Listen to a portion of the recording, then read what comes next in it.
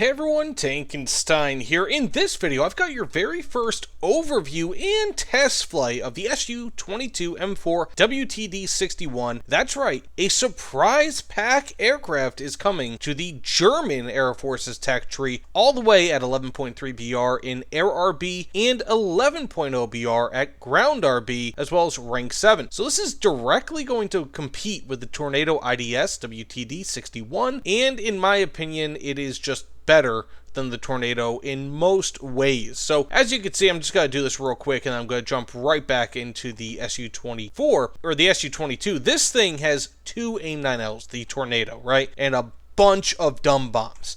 That's it.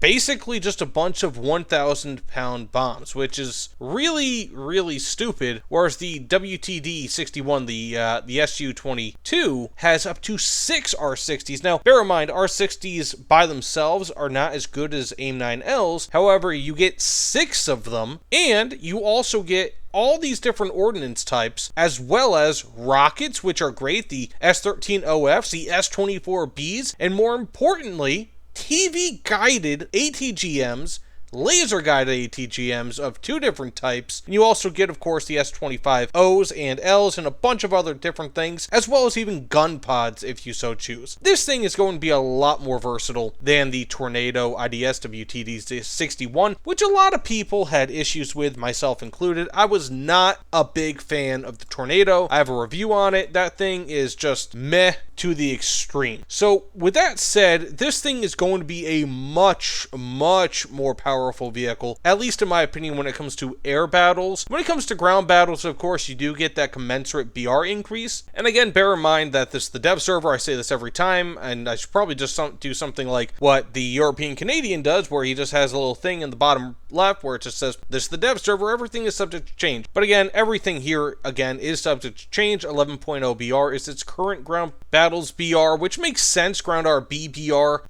So we'll have to wait and see if that actually stays the same. But otherwise, I feel like this is a pretty superior vehicle. Even at 11.0 BR, I feel like this is going to be better than Tornado is at 10.3 BR, at least when it comes to CAS ground battles. Now, as you can see here, I have an order button, which basically means that I do not have actually access to this thing, because the way that dev servers work when it comes to content creators is that basically once it opens up, they give you all the vehicles on the initial dev server, and then anything else, they just kind of don't give you access to, at least when it comes to actually being able to use in battles. Now, one other quick thing I do want to mention here that I did not mention before, Japan is going to be getting the AV-8S Matador early, which is basically an AV-8A, but of course for the Japanese air tech tree, which is really cool. I love the AV-8A. But that said, let's get into a match here, or not a match, but rather a test flight or two, see what we could do with the weapons on this vehicle, and see what it's kind of capable of. But again, I feel like overall this is going to be a much more versatile vehicle than the Tornado IDS WTD61, and I'm kind of interested to see why they're actually putting this in, as well as the Tornado. Maybe they realize that the Tornado sucks. Maybe they're going to remove the Tornado from the store, and this is going to replace it in a future update. Who knows? Oh, and just before we actually do that, just so you know, this is pretty much just a premium version of the Su-22M4, currently in the tech tree. So here we are with the WTD61. As you can see, I only have 2 KH-29Ts. I'm going to change this up throughout the video, of course. And also get some like laser guided ones very soon. The reason being is just because being that this is a a pack vehicle that I do not have access to regularly, that means that I do not have the ability to whatchamacallit with this, to change the loadouts. But otherwise, I mean, what I can tell you thus far is that it's flight mechanics, if that makes any sense. Its maneuverability and all that, it's not bad. I mean, again, this is just a premium version of what we already have in the regular tech tree, which kind of sucks in a way. Genuinely, it kind of does, but, I can't really complain too much. I mean, some people really prefer that, some people don't. I'm kind of indifferent to it. Okay, now we're just going to do this at a little bit, versus moving targets here. So, ooh, that's, okay, there we go. We'll fire that versus that MBT, and then we have a fast attack craft way off there in the distance. got the kill versus the MBT. And as you can see, there's a little camera there for watching your favorite Russian sitcoms. And boom. So we're about 6.5 kilometers out. These things have around a 13-kilometer launch range, which some people might say means not too much, but obviously, at least in my opinion, the closer you are, the better. But at the same time, it puts you in danger versus SPAA, and we have ourselves a kill. So let's go ahead and switch over to the laser-guided versions and see what we could do. But, I mean, the tracking on this thing is not all too bad. Can't complain. Like, it's got a good enough gun sight, especially, or targeting pod. It's an internal thing, as you could see right there. You know, integrated, it's not bad at all. I don't really think it's going to cause many issues. Now, you know what? This is kind of interesting. I kind of forgot about this. The laser-guided bombs, or the laser-guided weapons, right now I've got the KH-25MLs. They go via this. This is going to suck. Genuinely. This is not going to be a fun time. I do not foresee this being an easy thing for a lot of people. Let's go ahead and just fire one of these, see if I can get a hit, kill. Okay, I can, but, you know, it's got minimal zoom capabilities. Like, you are not going to have a good time with this. Wow. So, that said, yeah, that might not be easy. The TV guided weapons, and also, I guess, if you're so inclined, the dumb weapons, so to speak, are probably going to be your best bet here, simply because using these at a range, these laser-guided weapons, is just, I don't think it's going to be very easy for a lot of people. Like, and the aiming on them is just not good. Can I get the close-in kill, maybe? Okay, these things are pretty maneuverable, if nothing else. But insofar as, like, locking and all that, I just don't think that's going to be there for these sort of weapons. It just, because it doesn't have a targeting pod, I don't know. This is a little crappy, you know. I mean, can't really complain too much, I suppose, but it does kind of suck. It does kind of suck. So, I doubt I'm going to be able to hit this guy, because it's just not going to, I mean, I'm going to hit him because I'm on him, I guess, but that's about it. Maybe, you know what, maybe I'm a little silly when it comes to laser-guided weapons. I'm not entirely sure. Let me know in the comments below if I'm just being stupid with all this. But it just seems a little bit bananas, like, not good. And I know that is ultimately how a lot of Russian laser-guided weapons are, you know, until, like, you get targeting pods and all that. I know that's how it typically is, so don't get me wrong.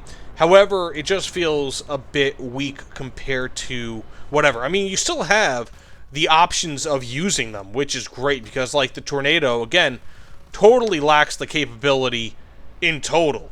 So even having it, even if you have a pretty crappy laser designator and all that, it's still a big win compared to the Tornado. And you also, again, have the TV-guided weapons. So that said, I guess one more real quick test here. We can get into the dumb weapons. I'm expecting that it's going to go as planned, you know, as how it normally goes, but you never know. That's why we do these tests, and I want to show you guys as accurately as I can before this comes out to the live server and is at that point available for purchase. So let's just do one more test with some dumb weapons. And of course, here we are with the S-24s. I figured, you know what? A lot of people are going to use rockets over bombs, and the S-24s are definitely a popular choice for those. So let's just go ahead and fire them on this, what, T-54, 5, whatever the hell it is down here. Now, this thing, very nice. We have ourselves a kill. Now, this vehicle, the Su-24, or Su-22 rather, M4 WTD61, where the hell this thing is. It is very good, I feel like, but of course you have to remember this is a strike aircraft, right? It's not going to have the best maneuverability, top-end speed. At low altitudes really isn't there. This thing can hardly even get close to Mach 1, really. It can accelerate, don't get me wrong, but at low speeds, this thing, you know, might have some issues. Or at low altitudes, rather. So you have to bear that in mind. It will have those 6 R60MKs, which is fantastic, but it doesn't have anything longer range than those. Those are pretty short range.